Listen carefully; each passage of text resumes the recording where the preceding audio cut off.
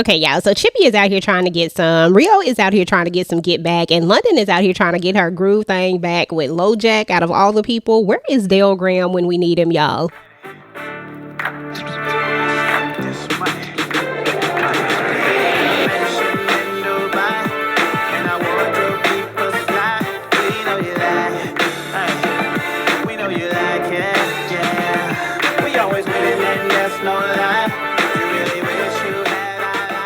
What's up, everybody? What is up? It is your girl EJ, and I am back with another family business talk. Today, we're going to be talking about season 5, episode 2, entitled Desperate Times, Desperate Measures. Now, first and foremost, let me just tell you, no, you are not going crazy. Yes, BET Plus totally messed up the second episode and just took a lot of the out of what the episode really could have been, y'all. But, you know, we're not going to ponder over that, but just know that we all noticed it, and it wasn't your TV. It was definitely on the BET Plus side of it, y'all. How you gonna shoot a gun and it go pew? Anyway, let's get into this episode, y'all. So when the episode starts out, Chippy is trying to get some loving, and LC hit her with the "I'm tired." Y'all already know that that's code for "I can't get it up right now, so please take your ass to sleep." Now Rio is out here stalking LoJack when Paris calls, and she's out here getting white girl wasted because, you know, she is going through it because of these doggone roses, y'all. They got Paris on edge. Mariah is trying to run away with the pillow under the cover trick, right? I mean, that trick just never seems to work, but somehow she figured it all out. She even figured out a way to make the lights go out so that she could sneak out past the security. Of course, that was going to take out the cameras and all that good stuff. Mariah be thinking, y'all, I mean, after all, she is a Duncan and she is a Grant, so I guess we can't really be mad at that. So anyway, y'all, Rio is going to see London, and he's going to learn that she got a thing going on with LoJack. Lord have mercy, London. Really, really, really. I really wish they had went with the idea of just bringing Daryl Graham into this, because LoJack, oh Lord, no. Anyway, y'all, Sonya is in the kitchen. She's crying. I mean, she going through it, y'all. Y'all all saw what Junior did to her on last episode. I mean, just a hallelujah hot mess. And then we're going to see that Nene is going to try to console her. She told her that, you know, Junior said that she's being unsupportive. And y'all know that is all cap. Like, that is just so far-fetched. But anyway, Aunt Nene is going to tell her, you know, try to reassure her and just let her know that he's going to come around. And I'm just like saying to myself, girl, please forget that ninja, because he is out here cheating, y'all. It is one thing to just not be talking to her, but to actually be cheating and just running amok and doing the absolute most, that's a whole nother situation. And it don't even call for that, because she didn't do absolutely nothing. Oh, I'm sorry, y'all, I went off. Okay, let me get back in. So Sonya says, you know, that she didn't do anything. It wasn't her secret, and that she had no idea about it. She doesn't understand why he's so upset with her. And then she goes on to say, why didn't they just tell him? And then Nene tries to let her know that, you know, sometimes it just don't always work out that way. Even though I think we can all agree that this was a secret that went on far too long, and they should have been done told Junior. And it would have been better if it had came from them and not from the source that it came from. But, you know, we're past that now. So anyway, y'all, Junior funky trifling behind. He's gonna wake up, and his old trifling ass mama is gonna call him. She says that she's headed home. She was talking about some guy that she went to Vegas with or whatever. He lost all his money, then wanted her to foot the bill, and she talking about she should have stayed with Detroit Red. And I'm just like, you still a gold digger. You still out here just as trifling as you ever been. Like, literally, Donna is not gonna change, y'all.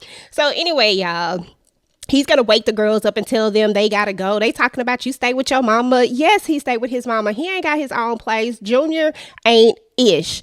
But anyway, y'all, he gets the girls up out of there. So anyway, y'all, we're gonna see that London's gonna sneak her behind back in the house after she done been out all night with LoJack trying to get her some me time. And you know how Chippy is. Chippy just tell her like exactly what she think. But Nene's gonna be like, oh, you coming off a little bit judgy, don't you think? So anyway, we know that Chippy is just aggravated and frustrated because she have not gotten that good old vitamin D, and she is like on edge right now. So we gonna give her a pass. Anyway, we're gonna find out out that London's going to go upstairs to talk to Mariah. Turns out Mariah is gone. So she's panicking about that. So for whatever reason, y'all, I never thought we would even have to see Brandy again, but turns out we do get to see Brandy again. And actually, I'm not as mad as I used to be at Brandy, because she did and was instrumental in helping to save LC more so than anybody else, because Donna didn't tell that Larry was out. Like, Curtis was out here running amok. Like, everybody else was out here running amok. At least she did come to them and try to tell them. And she tried to tell Orlando too. He just wouldn't listen. So, you know, my hate for Brandy is long gone. But anyway, LC wants to gift her something. He wants to give her something because he truly is appreciative, because if it were not for her, he could still be up at Fresh Meadows, you know, probably dead at this point. But he actually gifts her a practice, because she didn't take the money out. She didn't take the $1 million that she was offered, you know, when he was in Fresh Meadows, because she didn't believe him. Of course, she thought it was crazy at the time. But Vegas offered her the money afterwards, and she still didn't take it. She tells him that this was really about doing what was right and giving back. And she talks about her mom's own trauma with mental health. And so LC gives her the practice, and, you know, that was that. But LC also asked her about his little libido situation, y'all. He said he can't get it up and he don't know what's wrong. To be honest, it's probably mental. I mean, LC is under a whole lot of stress, and all the things that's happening with Vegas right now, him having to deal with the Dixie Mafia, him just you know, getting blackmailed by people. Like, it's a lot. So I get it. Like, 100% get that he's probably in his head right now. But she does talk to him about some mental stuff and talks to him about natural supplements. So, you know, hopefully he can get it up, y'all. So anyway, y'all, London is going to get a call from Raven. So that was that photo. It's actually Raven calling London, letting her know that Mariah was there and that she was looking for her father, but then that she took off. And then she has the nerve to question London, like, you would know anything about that. And London told her, look, that's your problem now. So it is what it is. Now get off my damn phone. She didn't say all of that, but, you know, that's the energy that it was given. You know what I mean? So Nevada is going to get a call from Mariah saying that she is lost somewhere. She got on the wrong train. She's somewhere out in Bayshore, y'all, with some shady looking people. It was a lot going on. Too much we couldn't really hear what was going on in the background because BT messed up the sound. But like I said, I ain't going to dwell on it. But I'm just saying there were a lot of moments that were really messed up by not being able to hear the sound and not really being able to get the feel for it. I mean, the plane coming in and you couldn't even hear the skirt, skirt, skirt. I'm just saying, y'all. Okay, I'm going to let it go. So anyway, y'all, they're in the car and they're talking, and Nevada is asking her, like, what's going on? Like, why are you mad at your mom?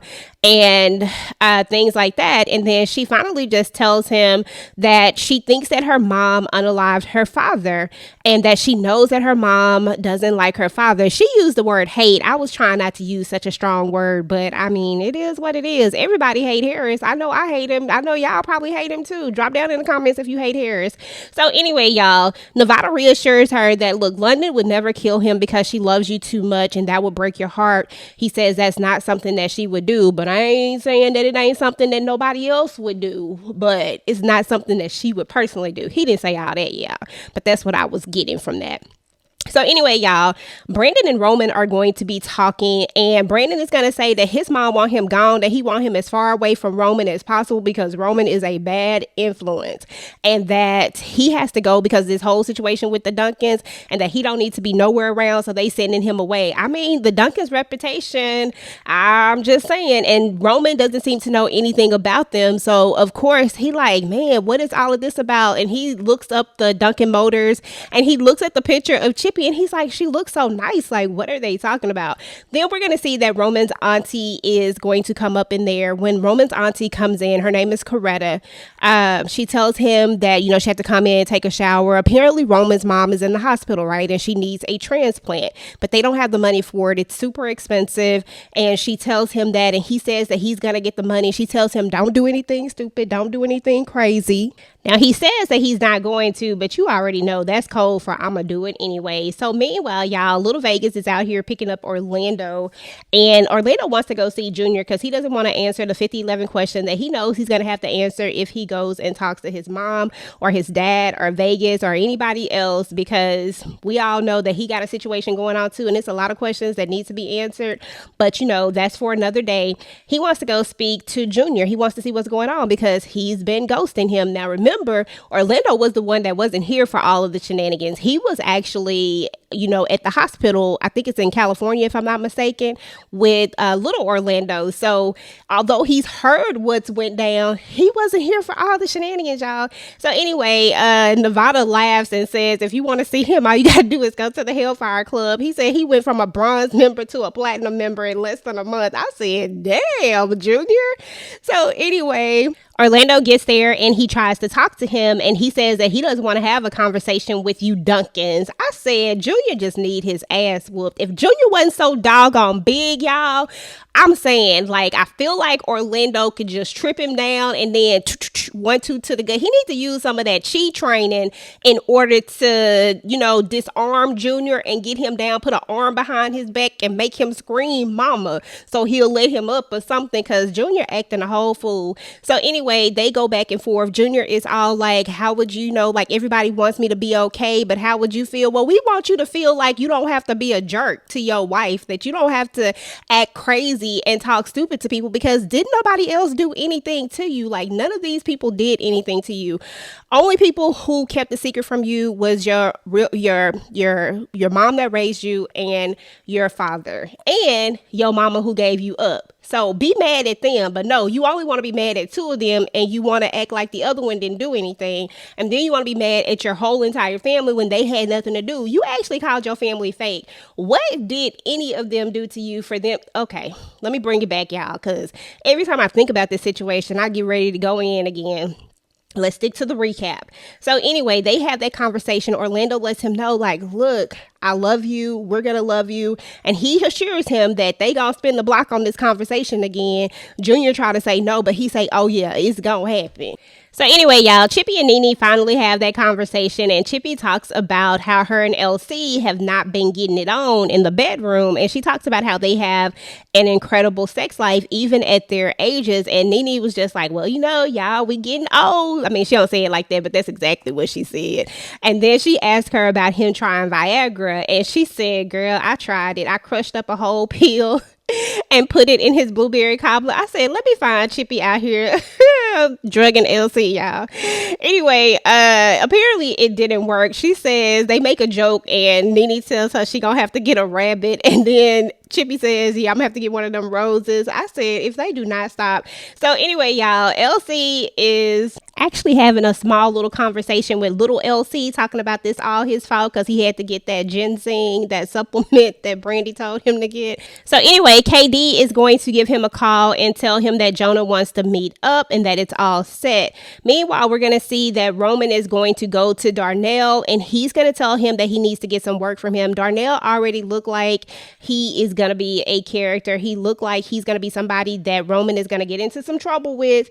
But at the end of the day, you know how it goes. So Darnell tells him that he, will give him some work. So this is going to be interesting, but he needs to get the money for the transplant. So you already know he's going to do whatever he needs to do. He also makes a statement saying that he's been working on these streets since middle school. And I'm just saying, like, I'm pretty sure that this woman probably did the very best that she could raising Roman. But the whole point is that she didn't actually have to raise him. This was not her child. And now this boy been out here since middle school trying to do whatever it takes in order to just help them survive when he had a whole billionaire family over there, and he didn't have to do none of this. Life could have been so different for him. But anyway, we are where we are with this. So anyway, Jonah is going to show up, and we're going to learn a few things. We're going to learn that Jonah has a death wish, for one thing.